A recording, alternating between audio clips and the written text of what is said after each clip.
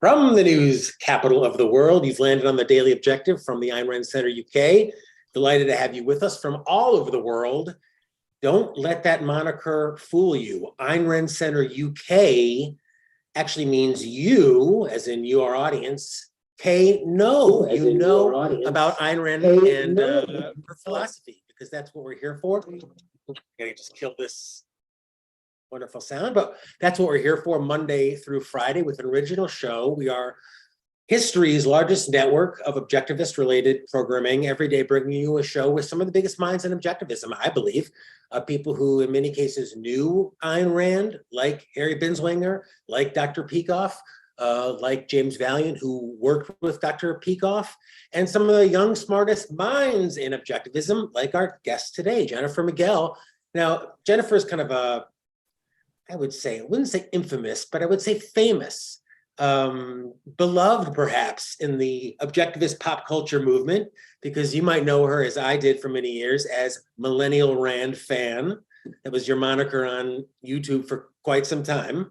Yeah, now, actually, I changed it back because I was like, it works better. Yes, well, I mean, you explored that for a while. You did a lot of great content, which we're going to talk about, and you've done a lot of new great content, which we've talked about on the channel before. In particular, your movie, which I want to touch on. But we're individualists here, and we know you don't speak for any group, but you are a so-called millennial. You're in that group, not by choice, but by birth.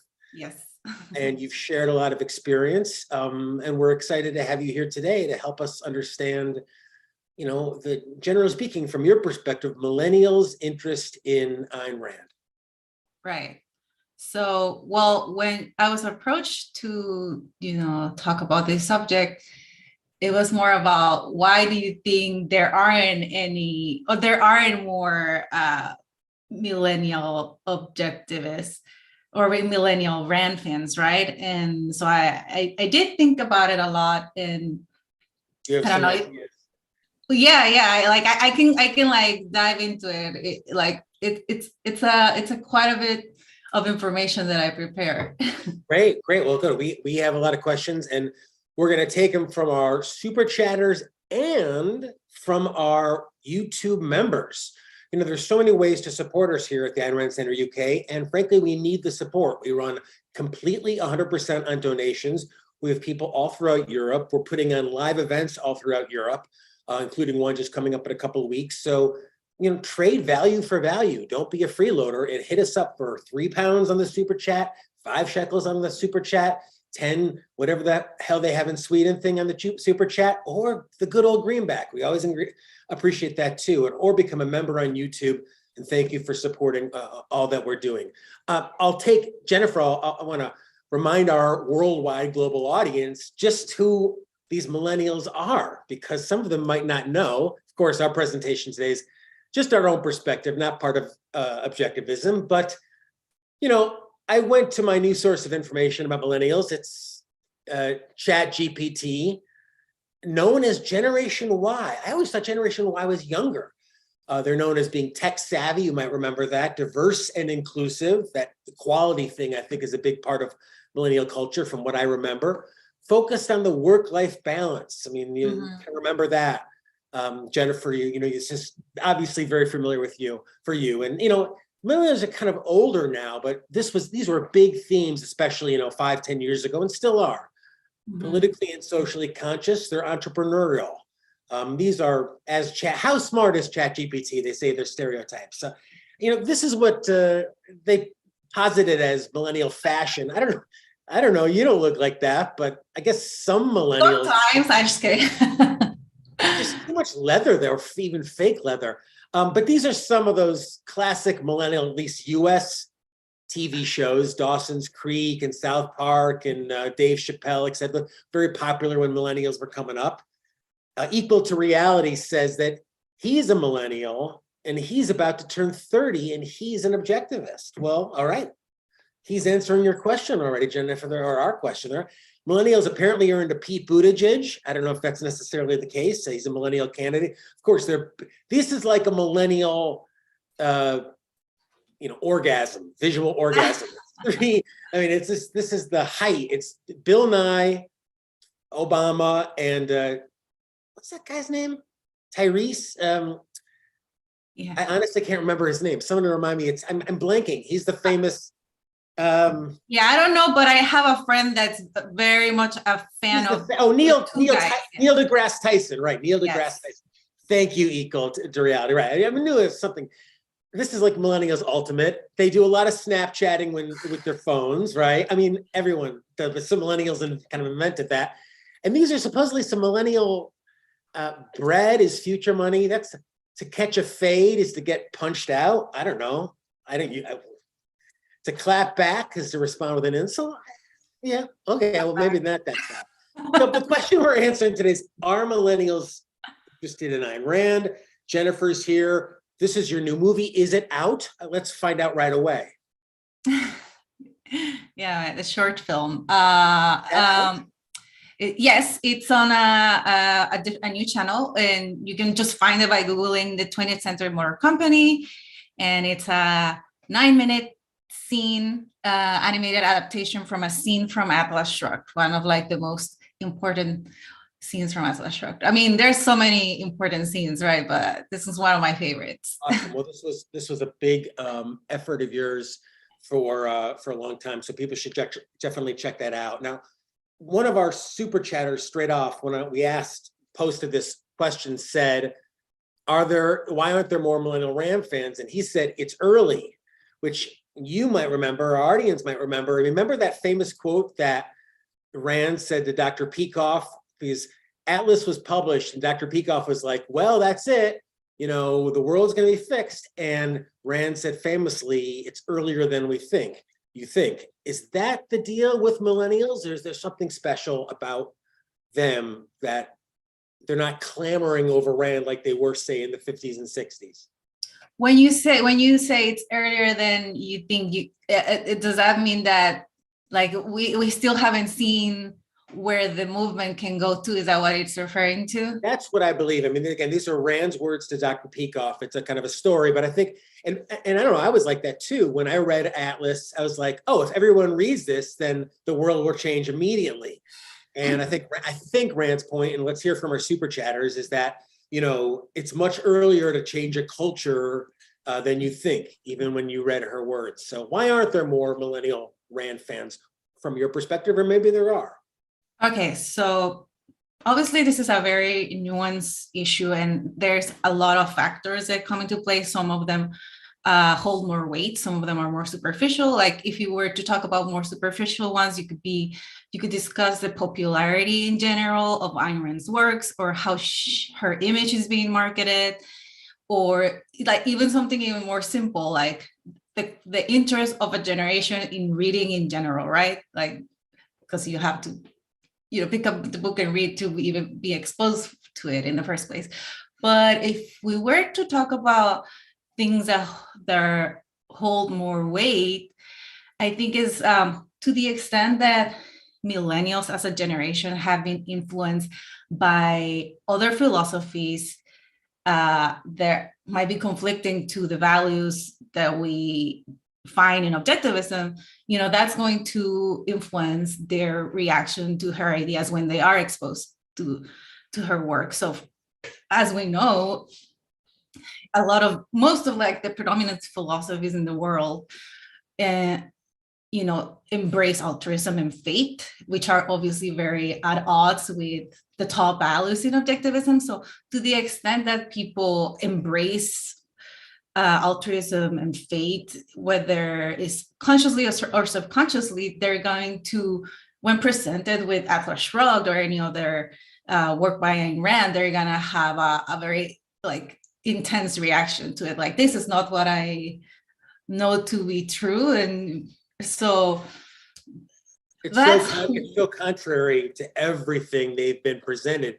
Mm-hmm. I don't know if this is true worldwide, because globally, it's like, Dr. Brooke and others have traveled, and it's a different thing in South Korea, all over the world. But like, it just seems like in America, you had essentially a libertarian, a Goldwater campaign in which a lot of young people, Dr. Binswanger including, who were objectivists in that movement. There was a lot of excitement, and it just seems like, and can't explain it, but and I think it's the culture, as you said, that kind of interest and fervor, and even young people now, the so-called libertarian movements, it's not like Rand is tremendously popular. Only objectivists are still the real radicals. Mm-hmm. Well, so when I think about my own journey, like I had a lot of the odds stacked against me because I grew up in a Christian household. And even though my nuclear family wasn't like super, super religious, my extended family was like, they all like went to church multiple times a week. And we went to church like every Sunday, right? But one thing that was in favor of me being more open to Rand's work when I did encounter it was that my family, even though we were Christian, they also were very much in favor of like gaining knowledge and instilling the value of education and instilling a love for reading. So all those things like were an advantage for me for when I, was thinking about going to college, and I was, looking for scholarships, and I encountered the Atlas Shrugged essay contest, and I never heard of it, and I read it.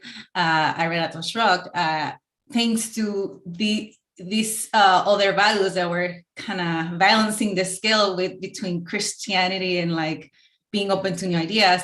That's what helped me, be open to Ayn Rand's philosophy. But what if I hadn't grown up in a household that like was pro-education, pro-knowledge, pro-reading, and actually frowned upon that, or that never celebrated that? Because in my household, anytime we like achieved something academically, it was celebrated and whatnot. So maybe I wouldn't have like been open to objectivism when reading Atlas Shrugged for the first time, And you're such a success story. I mean, not only that you've been able to bring so much to your life through objectivism and Atlas Shrugged, but you're able to extricate yourself, not just from a big picture culture of altruism, but your own family situation, which takes a lot of courage. I think it takes a lot of moxie, as they say, to kind of discover. And what I think a hat or a feather in the cap of the Ayn Rand Institute,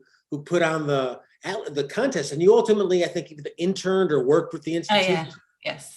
I interned and I worked there. Yeah, well, and ultimately the biggest feather in the cap for you, because you took it upon yourself to reject, the whole. Maybe young people writ large now aren't religious like you were. I don't think but they're religious in the sense of like the environmentalism thing.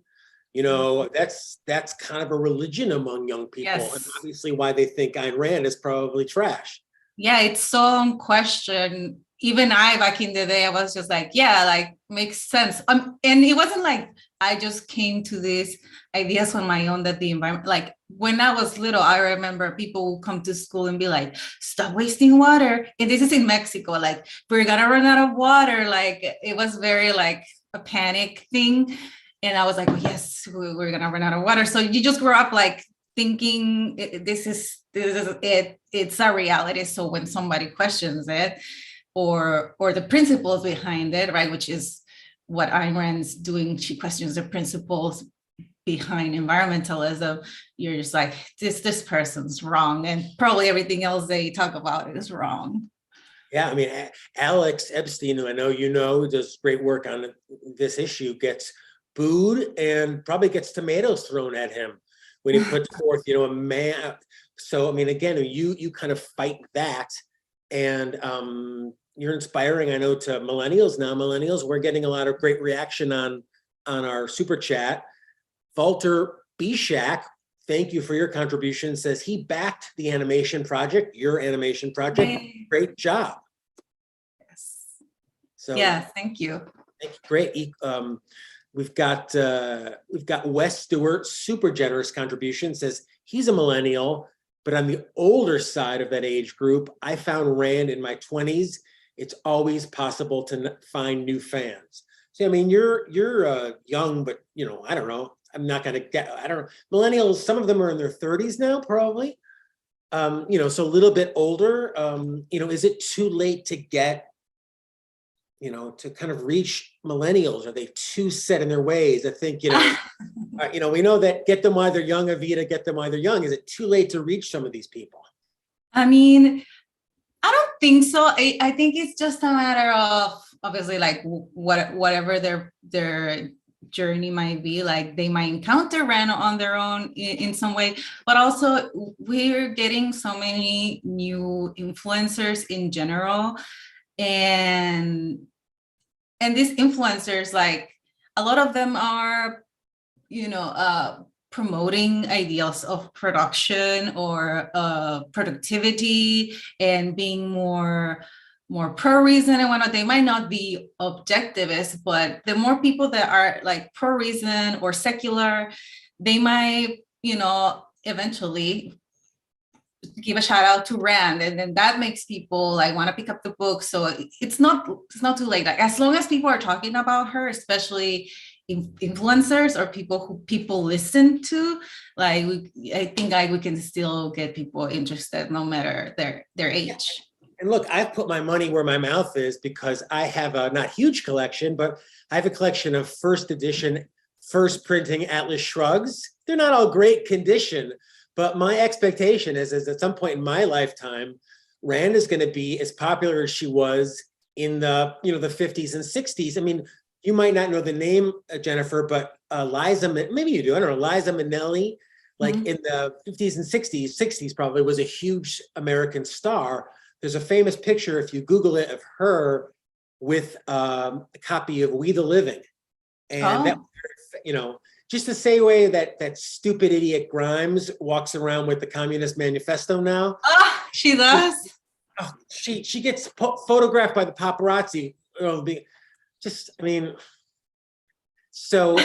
think, young people just need, well, what do I know? I mean, what ultimately does it take? Is it an influencer? Is it somebody like Mark Pellegrino or the next younger Mark Pellegrino to like make young people say, "Ooh, let me pick that up"? What is it? The schools? I mean, what do we do?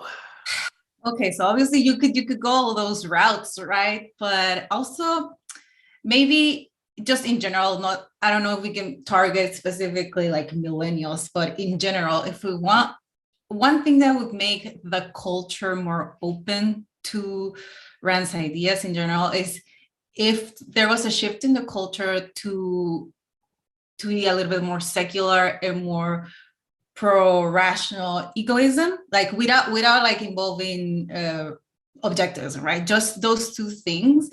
I think people would be more open to objectivism when they do encounter Rand's works. And one way to get there, I think like one formula, but it's like a long-term, it's to teach people and make them actually really believe that the purpose of their life is to be happy, right? And then that it is up to them to define what makes them happy.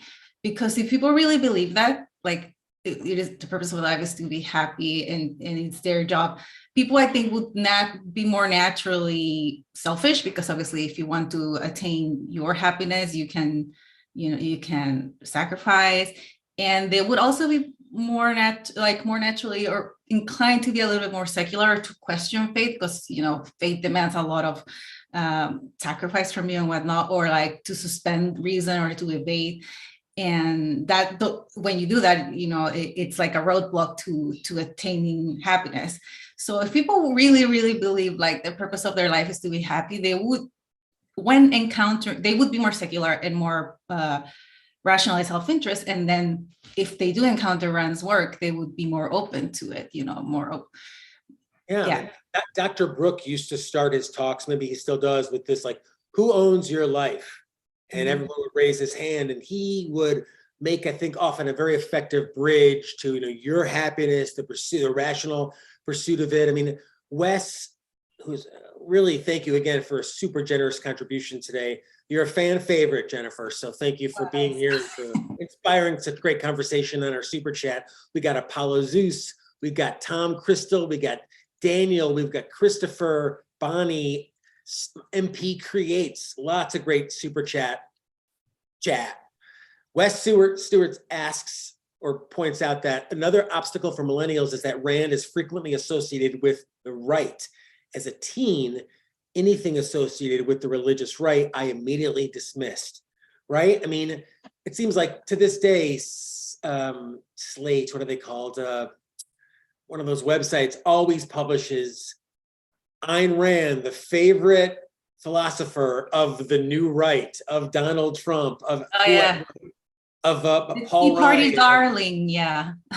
So it's a problem, right? I mean, Ayn Rand is still seen as right-wing, philosophy. Yeah, and that's one of the things that I mentioned at the beginning. I think it might be superficial, but it does make an impact. Like her image in general, like it's about the Ayn Rand's haters. They're gonna do something to tarnish her image, but also Ayn Rand's supporters might not be promoting her in the best way. So there's two problems in that respect. I mean, I find myself with everyone just trying to get them to read, which, as you pointed out, is difficult in general, but even to read a little bit, to just, I feel like just read a little bit, but the haters are so, and I think a lot of the haters are millennials, because Bonnie says, millennials have lived with the idea of recycling from birth. This has been instilled into them, but they go to our webpage, they go to Ayn Rand Institute webpage just to hate, just to throw or be trolls. Ayn Rand took Social Security and died penniless. Oh, I haven't heard that before. You heard that when you were 18. We've all heard that. So as long as you said, I think they haven't picked it up. Jean says there's a lot of integration required after reading Rand. Environmentalism was a hurdle for me. Alex Epstein is the man. Maybe it's some of that too for anyone, is just kind of reading some Ayn Rand, getting a taste of objectivism and thinking about it. Gee, Jennifer said that my happiness is my goal. What does that mean? I mean, is that what worked for you? Are you asking me? Yeah. No, for me was, it was all about reading, which is another issue, right? People can have a surface level interest in reading, or you might be able to convince them to read a book, read Atlas Shrugged, but then to actually go beyond that, to read the nonfiction, which is actually what you need to actually study objectivism. Well, or I guess you could read Atlas Shrugged 10 times and really break it down, and maybe you would get objectivism from that. But many people stop at one book and they might get some nice ideas or some inspiration. But if you're not really a reader or someone very interested in ideas and gaining more knowledge, or it's gonna be really hard to gain a very good understanding of objectivism. I think that's a really interesting perspective. Rand herself was asked, and I think said something effective, she didn't prefer, but people who read the fiction or liked the fiction were, I don't know, more interested in objectivism. I don't know if that's necessarily the case. Certainly wasn't in my perspective. And you're right. It used to be read Atlas Shrugged. But for most people, they look at that book and they're like, not a chance. Not when Tanya hasn't read one book. Most people aren't going to read it. Maybe the way in is something. I mean, I always thought give them an essay. Give them the essay on race. Give them the essay, any essay. Give them what is man's rights. Right. And just spend 800 words to just give them a taste of reason. Couldn't that work for millennials who don't have a lot of time for reading? Yeah, that's a good one. I remember there were a few good essays on Ayn Rand's essays on objectivist thought, which was my first nonfiction book that I read of her, and I was like, whoa, this is really explains everything I read in Atlas Shrugged. But also something else that I just thought about, one good way to get people interested in objectivism is to be an example of it, right? Really integrate the principles in your life, and really fight for your happiness and actually be happy, and pursue your values and whatnot. The people are that person's really cool. Like, what's your secret? Like, what do you believe in? Like, if more people that like are interested or they're consider themselves objectivists or Rand fans, if they actually Yes. use that to their advantage and became an example, people will want to know, well, like, what's your secret? You know? Absolutely. Not be, bitter. Like I think millennials or anyone else doesn't want to see like bitter political commentators. I remember when I first saw Dr. Peikoff in the famous 1984 and Dr. Ridpath in that famous 1984, I thought these men are so well-spoken, they're so charismatic, they seem to be so masterful, and that was inspiring to say, I want to learn more about that. Now, Equal to Reality, who's very generous, said that we should be focusing on Gen Z and Generation Alpha, which I haven't heard about, as most millennials are over 30. So he's dismissed you, Jennifer, and your generation. We should just, kick you to the curb, as I guess millennials would say, or Gen X would say. What say you? Well, I would say, how dare you, but also, I mean, there is, I'm like 100% millennial in terms of Asian and like worldview and I don't use TikTok, like that tells you something. I'm too old for that. But I do pay attention to, the upcoming generation, Gen Z, what are they about? And there might be something there, because what you do, the TikToks that I have seen or the content that I've had seen from Gen Z is that, yes, there might be some little trolls out there, like in every generation, they're like communism, blah, blah, blah. But there's also a lot of really entrepreneurial young people all over these platforms. And it's like, they're already pro, like, having their own business and in a way, like reaching for their goals. They have this productive mindset that I see a lot of. Like, you see a lot of more specialized people on these platforms, like back in the day, when you became an influencer, right? Millennials became influencers just by blogging their lives. Like, that was a thing. But nowadays, people become influencers for more specific things, like, I have a honey farm and it's like a 24-year-old, or I am a seamstress and it's a 20-year-old, and they're really specialized. There's all these young people that are specializing in things, and they're creating content. And so it looks like they are, you would think when you see that they might be open to a philosophy that, like, one of their main things is productive work and like reaching for your goals and all that. So I think there's something there. Yeah, I mean, the irony is when I think one of the football players was asked, he was doing a live TV show and he had his books behind him, and he pulled down Atlas Shrugged and was like, oh yeah, this is my favorite book. I forgot who it was. It wasn't Tom Brady, but one of these guys. And then he had to kind of backtrack it later. It's like, oh no, I really don't like. So, I don't really ultimately care it. I don't feel like, you were kind of a salesperson or have been a salesperson for Objectivism, and I take my hats off for you. I try to be more like you said, just kind of live it and enjoy life and steer people to Rand, but feel like I don't have to win arguments about Rand. Yeah. And engage in conversations with great people like you. And so many of the other people on the super chat and on, in the Objectivist movement. MN, thank you for a really generous donation for being part of our philosophy posse. Kirk Wilcox, who actually does great, I'm sure you know of Kirk.